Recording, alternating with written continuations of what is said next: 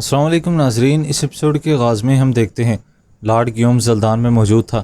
اتنے میں ہی بالیان اس کے پاس آتا ہے اور کہتا ہے، ان دیواروں کو دیکھتے ہوئے تم یقیناً مجھ پر اور میرے بھائی پر لعنت بھیج رہے ہوگے گیوم۔ گیوم کہتا ہے، نہیں ایسی کوئی بات نہیں ہے۔ بالیان کہتا ہے، میں تمہارا شکریہ ادا کرنے آیا ہوں، باکراس میں موقع نہیں ملا تھا۔ گیوم کہتا ہے، بالیان میں تمہیں کچھ بتانا چاہتا ہوں، اگر میں یہاں سے نکل نہ پایا۔ بالیان کہتا ہے، ضرور نکلو گے اور مجھے اس کے لیے جو کرنا پڑا میں کروں گا۔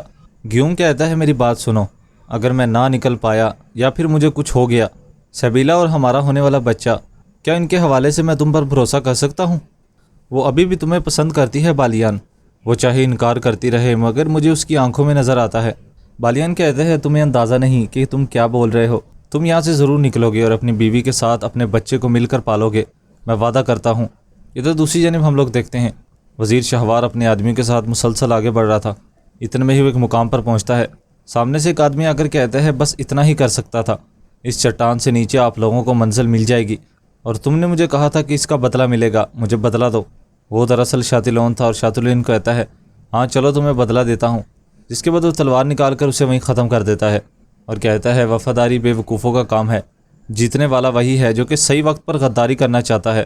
اگر تم چاہتے ہو لوکاس، مجھے اس طرح کے محاورے بہت پسند ہیں۔ جس کے بعد وہ مسلسل آگے بڑھنے لگ جاتے ہیں۔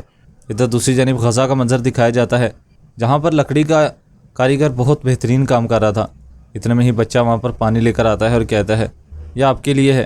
کاریگر کھڑا ہو کر کہتا ہے، دیکھو تو کون آیا ہے، یہی ہمارے لیے شربت لے کر آیا ہے، تمہارا شکریہ۔ جس کے بعد دوسرا آدمی بھی اس کا شکریہ ادا کرتا ہے اور شربت لے لیتے ہیں اور وہاں پر بیٹھ کر پینے لگتے ہیں۔ ایک آدمی کہتا ہے، اس عمر میں بھی کاموں میں مصروف رہتی ہے خاتون، ان کا نواسہ بھی ماشاءاللہ بہت ذہین ہے، ہمارے جیسے حفاظ میں اور اس میں زیادہ فرق نہیں ہے اسماعیل، اسے تمام آیات قرآنی زبانی یاد ہے ماشاءاللہ، یعنی کہ یہ بے زبان حافظ ہے۔ دوسرا کہتا ہے، کیا کہنا چاہ رہے ہو تم؟ آدمی کہتا ہے، سیدنا کی خدمت پر مبارک دے رہا ہوں، تمہاری زندگی شربت کی طرح میٹھی ہو انشاءاللہ، اپنی نانی کو سلام کہنا اور دوبارہ آنا ہم سے ملنے۔ جس کے بعد بچہ وہاں سے چلا جاتا ہے اور دوبارہ وہ کام میں لگ جاتے ہیں۔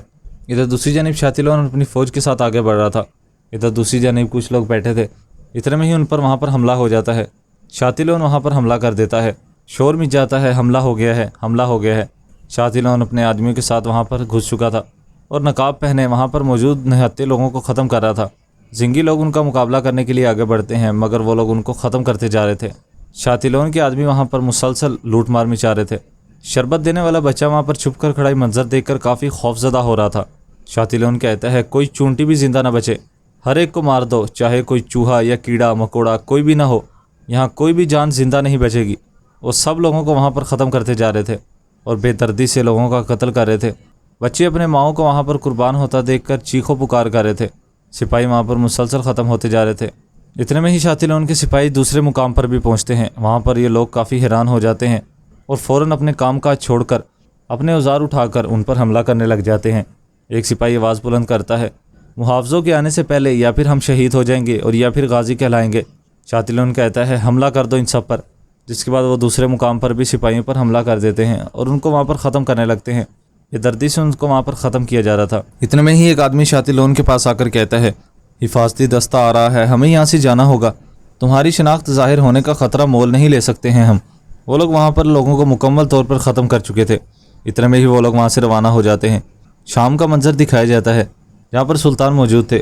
وزیر کہتا ہے، سلطان حضرت، جان کی امان چاہتا ہوں، صلاح الدین کو آپ کے حکم میں چھپی حکمت کا ادراک نہیں ہوا تھا، اسی لیے انہوں نے ایسے الفاظ ادا کیے، یقیناً وہ سمجھ جائیں گے۔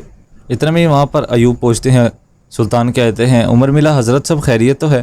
ایوب کہتے ہیں، سلطان محترم، غزہ پر دشمن نے حملہ کر دیا ہے سلطان۔ یہ سن کر سلطان نور الدین کافی حیران ہوتے ہیں۔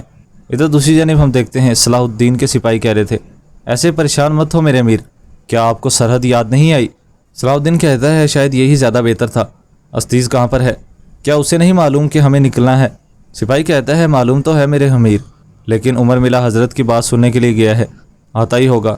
اتنے میں وہاں پر عزیز پہنچتا ہے اور کہتا ہے، میرے امیر، غزہ میں سید ہاشم کی قبر پر حملہ ہو چکا ہے۔ یہ سن کر صلاح الدین کافی زیادہ حیران ہوتے ہیں اور پھر بورو قبیلے کا منظر بھی دکھایا جاتا ہے۔ قارہ تیغن خیمے میں موجود تھا، شربت پی کر کہہ رہا تھا، مجھے شربت نہیں ملا وہاں پر، اس میں اور ڈالو اور پیوں گا۔ کبھی موصل تو کبھی مصر میں قبیلے سے کافی عرصہ دور رہا، آدمی کہتا ہے آپ کے جانے کے بعد تو یہاں سے رونق ہی چلی گئی تھی حضور۔ اتنے میں ہی سپاہی آ کر کہتا ہے جناب سلطان نور الدین اور امیر صلاح الدین کا حکم آیا ہے، فوراً روانہ ہونا ہے۔ قارتگین کہتا ہے دوبارہ کہاں جانا ہے؟ اتنے عرصے بعد تو میں قبیلے آیا ہوں۔ آدمی کہتا ہے اس گاؤں پر حملہ ہوا ہے جہاں پر سید ہاشم کی قبر ہے۔ قارتگین یہ سن کر کافی حیران ہوتا ہے اور کہتا ہے سید ہاشم کی قبر، جس کے بعد وہ فوراً اٹھ کر روانہ ہو جاتا ہے۔ اس ایپیسوڈ کا اختتام بھی یہیں پر ہو جاتا ہے۔